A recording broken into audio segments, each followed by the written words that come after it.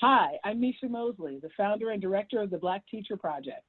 And today I'm joined by Andrea Fullington of the Black Teacher Griot. Now, she's been an educator all over the country and has most recently been in New Orleans. And we're so excited to have her here and to learn about her work. Andrea, thank you so much for joining us. Yeah, thank you for having me.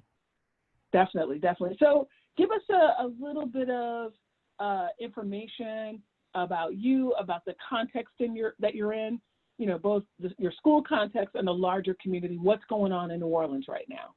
Yeah, so I've been in education for 12 years. This is my first year essentially kind of outside the classroom. I was doing it like half teaching, half academic advising with juniors and seniors. And the organization that I work with actually has, it's like the city's hub for career and technical education. So we have students from all 16 high schools throughout the city. So we kind of get a little bit of everybody at our one place. So it's been nice to kind of have that bird's eye view. Essentially, our school year ended May 15th, so last Friday. Our seniors have finished their year, though they didn't get their graduation. And just generally speaking, in terms of how schools are responding, it's really varies by school. This is the only all charter district in the country. So what's happening at one high school or one middle school or one elementary school, you go 3 blocks down the road, something completely different could be happening. Generally speaking, all schools moved to virtual instruction, but some schools were really punitive with their responses, meaning kids had to be online from 8 to 3 all day. And other schools were a little bit more lenient, trying to meet kids where they are, didn't really have any sort of negative repercussions for kids not being able to do certain work. So it really varies school by school. There's a big question mark still in the air around what's going to happen next year. The schools are really trying to figure it out. And on a community level, though, like we see what we see all the time, which is like Black folks stepping up to take care of each other, mutual funds popping up or mutual aids popping up. But on a systemic level with the schools, girl, don't nobody know. Nobody knows what is going to happen. Right, right. Well, you know, and we also know that there's a systemic response, and there needs to be, but there are also individual responses. So, you know, before school ended or even now, what have you been doing to support your students? Yeah, we were connecting through online classes. As like a non-instructor now, I was supporting those classes for the most part, checking in on students, texting to remind them. Some of our classes had tremendous, amazing attendance and engagement. And some of our classes, you would log into them, Johns, and it would be like 2-3 kids there trying to stick with it, trying to like get ready for the testing coming up. I was connecting with kids really around their post-secondary plans. So lots of texting around that, lots of calling them and their parents to find out what their plans are for next year, and really just trying to do the best I can with having these one-on-one conversations that are like, if these schools are online next year, do we want to take out a $20,000 loan? I mean, do we want to take out a $20,000 loan, period? But for real, if you got to do this from home, is that something we want to do? So trying to have those like targeted one-on-one conversations about what's happening after graduation. Yeah, I'm hearing that more and more, particularly, you know, in higher ed, right? The impact is significant in terms of students' expectation of their experience. I'm going away to my couch to college, right? You know, it's a different vibe. Yeah. Well, so we know that we're no good to our students if we're not good to ourselves. Mm-hmm. So how have you been taking care of yourself during this time? Yeah, I usually answer that question by saying like, oh, I show myself a lot of grace, and I do. But I realized last week, I was like, no, I have some things in line that I've been doing because they're like my regular self-care things. I don't usually count them, but I'm outside a lot. New Orleans is such a gorgeous city. There's water kind of everywhere. So I bike to the bayou a lot and into the park and out to the lakefront. I walk my dog a lot. I read, try to get like 20 to 30 minutes of reading a day. I exercise about 5 days a week, and the usual. But the reason why I would answer that with I give myself grace is because some weeks all of that is happening and I'm killing it, and some weeks I really just be in my feelings and crying that I can't get to my family, crying for my friends and family who have lost folks, so it's really trying to show myself grace and saying, if we can accomplish all the great self-care stuff, fantastic. But if we can't, we can't. It's a pandemic. Right. Yeah. I really appreciate that note around grace, because in some ways we've taken the slowdown as an opportunity to increase our expectations of all that we should be doing. Yes. Oh, finally things are slowing down, so I should be doing this, and this, right? Yes. And sometimes that is to our detriment, right? Mm-hmm. Often that's to our detriment.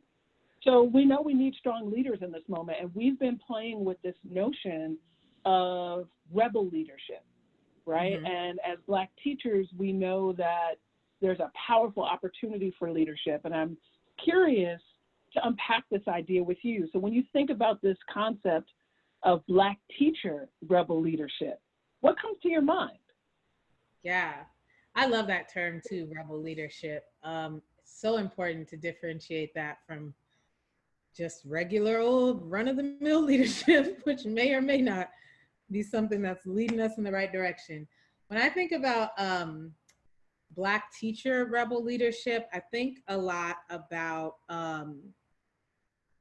folks who have radicalized themselves or been radicalized at some point. I think about the willingness to go against the grain, to go potentially against administration, to go against other educators sometimes, knowing at all times that you are working in service to the youth.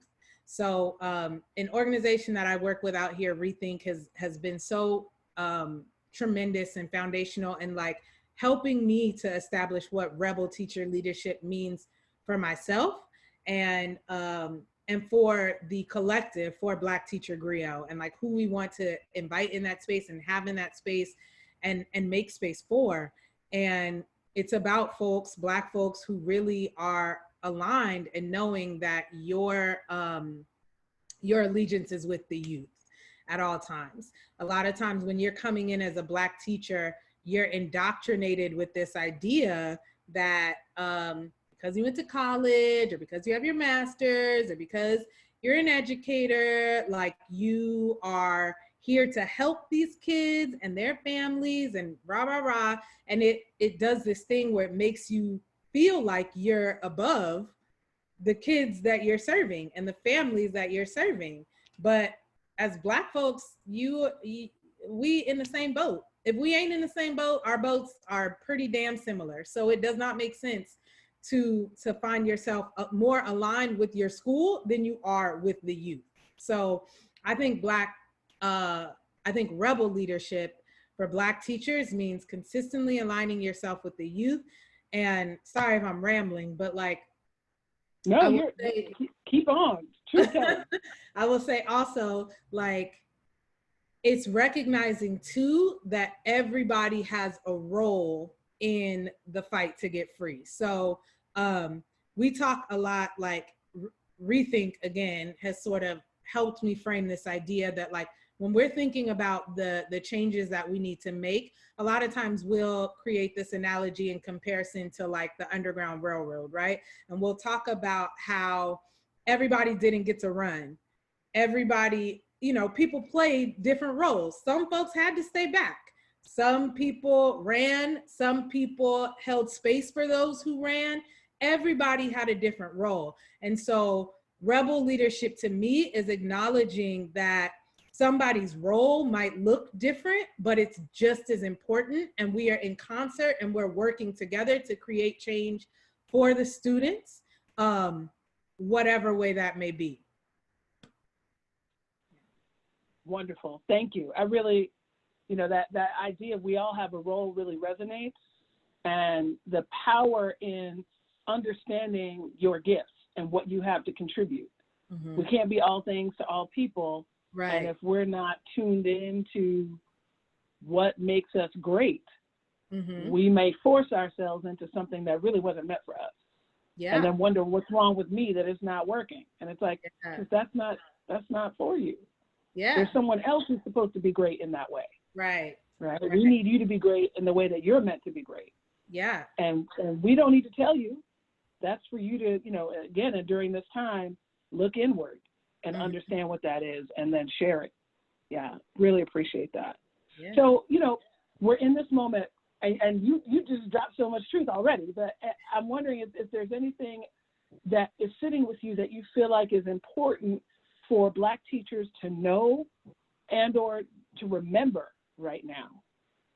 Yeah, I think that statement for sure about being